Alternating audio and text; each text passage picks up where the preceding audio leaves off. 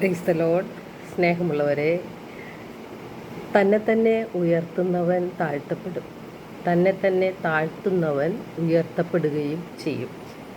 നാം എല്ലാവരും പ്രാർത്ഥിക്കുന്നവരും ദാനധർമ്മം ചെയ്യുന്നവരും ദശാംശം കൊടുക്കുന്നവരും അതുപോലെ ആചാര അനുഷ്ഠാനങ്ങൾ ക്രമം തെറ്റാതെ തന്നെ ചെയ്യുന്നവരും ഒക്കെ ആയിരിക്കാം.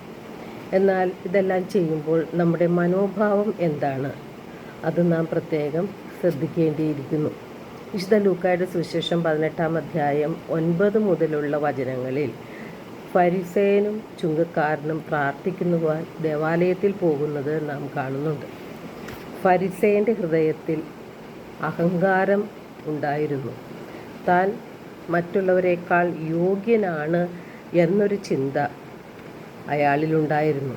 ആ മനോഭാവത്തിൽ താൻ ചെയ്യുന്ന കാര്യങ്ങൾ ദൈവത്തോട് പറയുകയാണ്.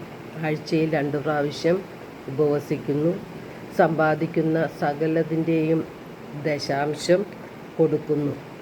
ഇതൊക്കെ നല്ല കാര്യങ്ങളാണെങ്കിലും ദൈവം അതിൽ പ്രസാദിക്കുന്നതായി നാം കാണുന്നില്ല. തന്നെ ഉയർത്തിയതുകൊണ്ട് ദൈവം ഫരിസേയനെ താഴ്ത്തുകയാണ് ചെയ്തത്. എന്നാൽ ചുങ്കക്കാരനാകട്ടെ ദൂരെ നിന്ന് സ്വർഗത്തിലേക്ക് കണ്ണുകൾ ഉയർത്താൻ പോലും ധൈര്യപ്പെടാതെ മാറത്തടിച്ച് ദൈവമേ, പാപിയായ എന്നിൽ കനിയണമേ എന്ന് പ്രാർത്ഥിച്ചു. യേശു പറയുന്നു, ഫരിസേയനേക്കാൾ നീതീകരിക്കപ്പെട്ടവനായി ചുങ്കക്കാരൻ വീട്ടിലേക്ക് മടങ്ങി. എന്തെന്നാൽ തന്നെ ഉയർത്തുന്നവൻ താഴ്ത്തപ്പെടും, തന്നെ താഴ്ത്തുന്നവൻ ഉയർത്തപ്പെടുകയും ചെയ്യും.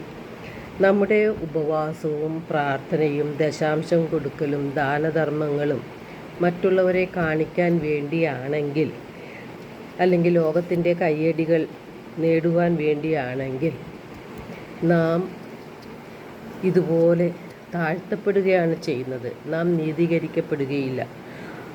അതോ ദൈവത്തെ മഹത്വപ്പെടുത്തുന്നതിന് വേണ്ടിയാണോ നാം ഇവയെല്ലാം ചെയ്യുന്നത് എന്ന് ഗൗരവത്തിൽ ചിന്തിക്കണം. നല്ല ലക്ഷ്യത്തോടെ അല്ലെങ്കിൽ നാമും നീതീകരിക്കപ്പെടാതെ പിന്തള്ളപ്പെടും. നമ്മുടെ മനസ്സിൽ അഹങ്കാരമാണെങ്കിൽ നാം താഴ്ത്തപ്പെടുകയാണ് ചെയ്യുന്നത്. വിശുദ്ധ മത്തായിയുടെ സുവിശേഷം 6:3 തിരുവചനം ഇപ്രകാരമാണ് പറയുന്നത്: നീ ദാനധർമ്മം ചെയ്യുമ്പോൾ അത് രഹസ്യമായിരിക്കേണ്ടതിന് നിന്റെ വലത്തുകൈ ചെയ്യുന്നത് ഇടത്തുകൈ അറിയാതിരിക്കട്ടെ. രഹസ്യങ്ങൾ അറിയുന്ന നിന്റെ പിതാവ് നിനക്ക് പ്രതിഫലം നൽകും. വിശുദ്ധ മത്തായിയുടെ സുവിശേഷം 18:1 മുതൽ 1 യേശുവിനോട് ശിഷ്യന്മാർ ചോദിക്കുന്നുണ്ട്, സ്വർഗരാജ്യത്തിൽ വലിയവൻ ആരാണ് എന്ന്. ഒരു ശിശുവിനെ കാണിച്ചുകൊണ്ട് ഈ ശിശുവിനെ പോലെ ചെറുതാകുന്നവനാണ് സ്വർഗരാജ്യത്തിൽ ഏറ്റവും വലിയവൻ എന്ന് യേശു പറയുന്നുണ്ട്. ചെറുതാകാനും എളിമപ്പെടാനും കഴിഞ്ഞാൽ നമുക്ക് ദൈവത്തിൽ നിന്ന് കൃപ ലഭിക്കും എന്നുള്ളത് ഉറപ്പാണ്.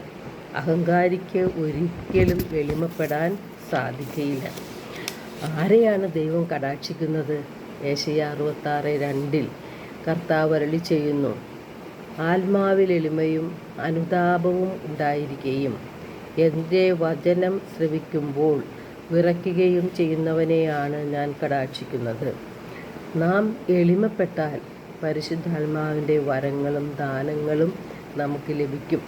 ജെറമിയ 4:14 കർത്താവ് അരുളി ചെയ്യുന്നു, നിന്റെ ഹൃദയത്തിൽ നിന്ന് ദുഷ്ടത കഴുകിക്കളയുക, എന്നാൽ നീ രക്ഷപ്പെടും. എത്ര നാളാണ് നീ ദുഷിച്ച ചിന്തകളും പേറി നടക്കുക? നമുക്ക് അനുദമിച്ച് എളിമപ്പെട്ട് ഹൃദയ വിശുദ്ധി വരുത്തി ദൈവത്തിലേക്ക് മടങ്ങാം. എല്ലാവർക്കും ഒരു നല്ല ദിനം ആശംസിക്കുന്നു. ദൈവം നമ്മെ ഓരോരുത്തരെയും സമൃദ്ധമായി അനുഗ്രഹിക്കട്ടെ.